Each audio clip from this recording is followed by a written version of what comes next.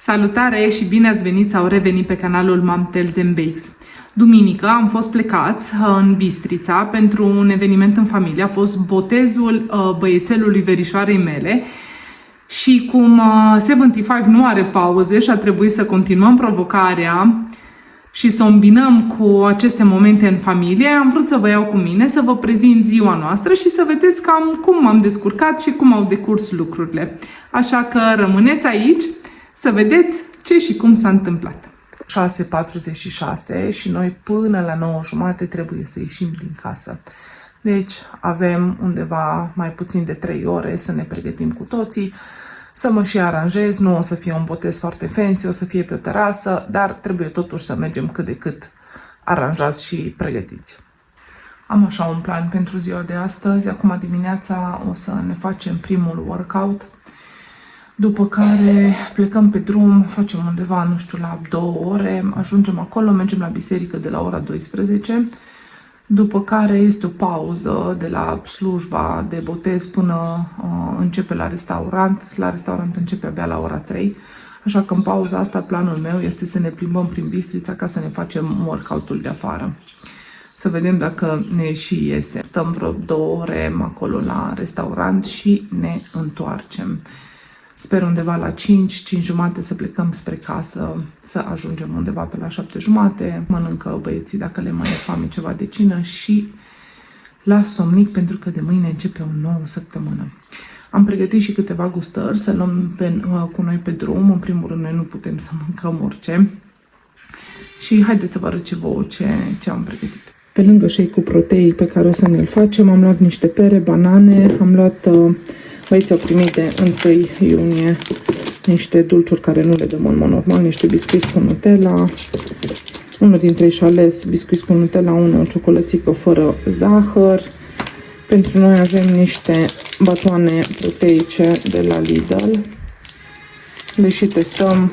Pe acesta l-am mai încercat, soțul meu l-a mai încercat și a zis că a fost foarte bun, pe celălalt o să fie ceva nou. Biscuiți fără zahăr, rondele de orez, mai sunt niște felii de pizza rămase de vineri seara, le luăm cu noi în caz că le poftă foame la băieți. Și aici mai avem niște banana bread și niște covrici făcuți tot de mine. Da, așa că noi o să mergem cu punguța să avem la noi gustări care sunt ok pentru toată lumea. Ia să vedem. La mulți ani! Astăzi e ziua copiilor. Noi am sărbătorit în avans, că știam că o să fim plecați astăzi. Astăzi e ziua voastră. E bine, e rău?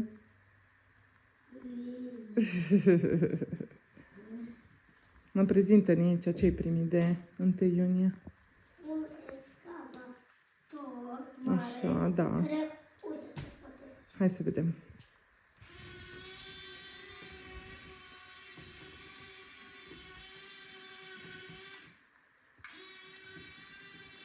Și cupa poți să o miști. Hai să-ți arăt că la al doilea pas. Wow! Și uite ce vă poate să... Îți place? Wow! Le-am pregătit și la băieți micul dejun. Au pâinică prăjită cu unt, telemea, castraveți, avocado și câte o jumătate de ou. Poftă mare! Mulțumim! Și la mulți ani! Mulțumim! Mulțumim!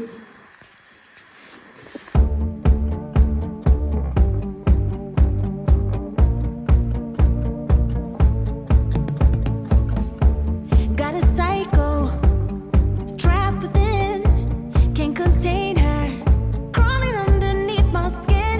She's got humor, she's just one of a kind, out of mind. She's a rebel, always on the move.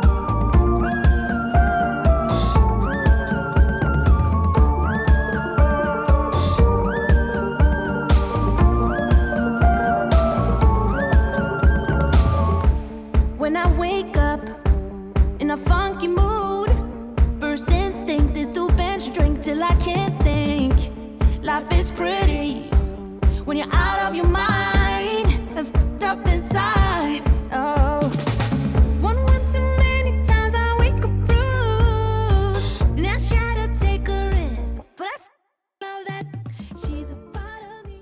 Am terminat primul workout, pregătesc micul dejun, mâncăm și apoi trebuie să ne pregătim să fugim. She's a part of me. I don't wanna let go. She's a part of me. I don't wanna let go. No. She's a part of me. I don't wanna let go. She's a part of me. I don't wanna let go. No. She's a part of me. I don't wanna let go. She's a part of me. Cam așa arată micul nostru dejun. Eu am roșii, ridic un pic de avocado, castraveți, un ou, somon și brânză de vaci, pastilele creatina și soțul meu are omletă, brânză de vaci roșii și oasă. Mâncăm și ne pregătim. Gata, m-am aranjat în super viteză, suntem în mega întârziere, suntem foarte stresați, trebuie să plecăm acum o jumătate de oră. Am luat și o carte cu noi să o citim pe drum ca să ne acoperim și partea asta din provocare. Filmăm de pe drum și ne vedem mai târziu. Gata, am reușit să plecăm. Conform Waze, o să ajungem la 12 fără 10, deci înainte cu 10 minute să înceapă slujba, să sperăm că Waze are dreptate, că nu se întâmplă altele pe drum și că n-a începe nici slujba chiar la fix.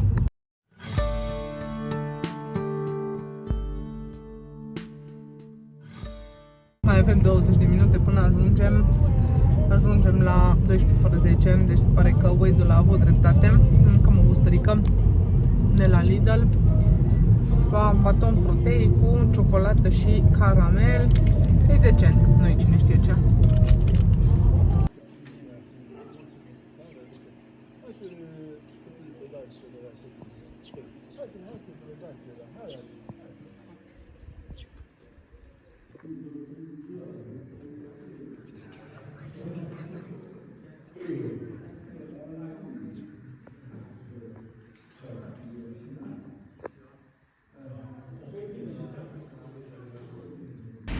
Se schimbă planul, se pare că nu o să mergem să ne plimbăm între biserică și restaurant. Trebuie să vedem, o să mergem la verișoara mea și o să stăm pe la ei până când vine ora să plecăm spre masă.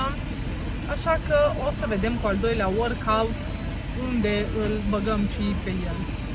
Verișoara mea are aici cai, soțul ei doctor veterinar, așa că au în pensiune cai. Am venit aici, băieții s-au jucat.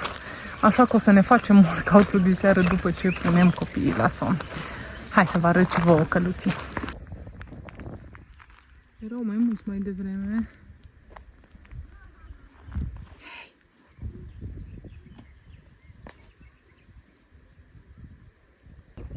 Uite și aici mai avem căluți. Nu, dar nu mă duc la ei.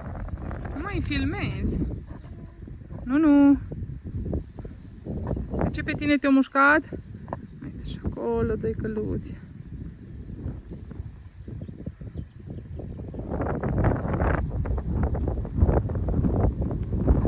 Ce faci, frumosule?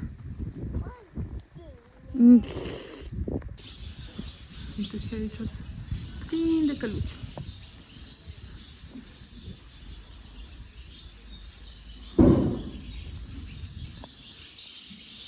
Ce faci, frumosule?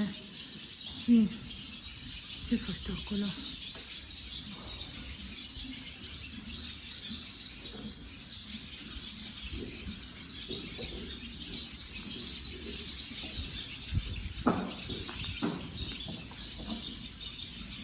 Salut!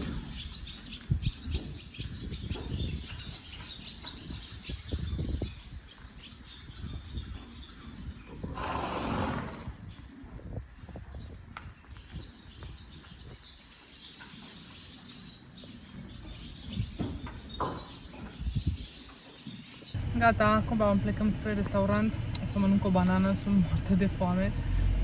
Și prefer să mănânc acum o banană și la restaurant să nu mai am foame așa de intensă și să mănânc tot felul de chestii. Ne vedem mai târziu. Am ajuns.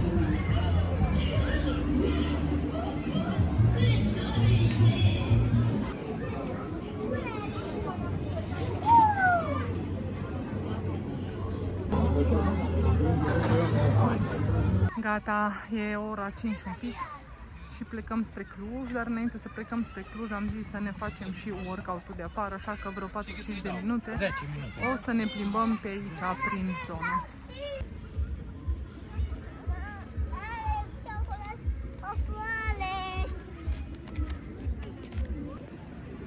Foarte frumoasă zona asta, e așa un parc, da iubitele, un parc, tot felul de alei, erau organizate evenimente pentru copii, e chiar tare, tare frumos, cred că vara e foarte plăcut aici pentru că e umbră.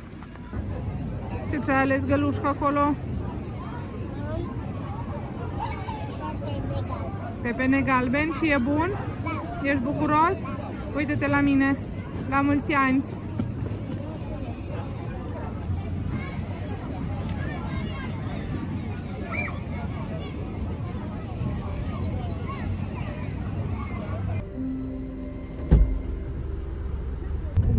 Mai avem încă 50 de minute până acasă, suntem tare obosiți. Dar am reușit să citim între timp, ceea ce e minunat. Am terminat astăzi cu workout-urile, cu cititul, mai avem de rezolvat apa, de dietă. Am ținut astăzi cea mai strictă dietă. Am mâncat micul dejun azi dimineață pe care l-ați și văzut. Am mâncat o banană pe drum, o jumătate de baton proteic. Iar la restaurant, la botez, n-am mâncat decât o bruschetă cu roșii și una cu prosciutto, pentru că până am plecat noi nu venise mâncarea, așa că sincer de-abia aștept să ajung acasă să mănânc ceva mai consistent. Dar până atunci mai avem un baton, tot de la Lidl, cu cookies and cream flavor, să vedem cum îl testăm. Eu n-am mai mâncat niciodată.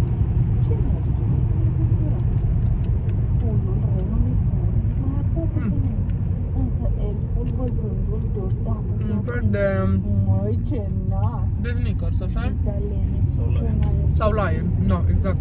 Un fel de Lion, proteic. Decent și asta, mai bun ca și celălalt. În sfârșit suntem acasă, e ora 9, suntem obosiți, am fost plecați de dimineață. A fost o zi de 75 hard, mai atipică, de duminică, cu un eveniment în familie. Mâncăm, duș și somn. Instrumente muzicale. Cam așa arată cinema, polpele de pui la grătar, salata, ashwagandha și omega-3. Îmi beau și un shake proteic, pentru că stau foarte rău astăzi cu proteină, cum n-am mâncat cum trebuie. Și apoi chiar că mă pun la somn. Dacă v-a plăcut acest videoclip și cum a decurs ziua noastră, nu uitați să dați un like clipului și scrieți-mi în comentarii dacă vreți să mai filmăm astfel de zile.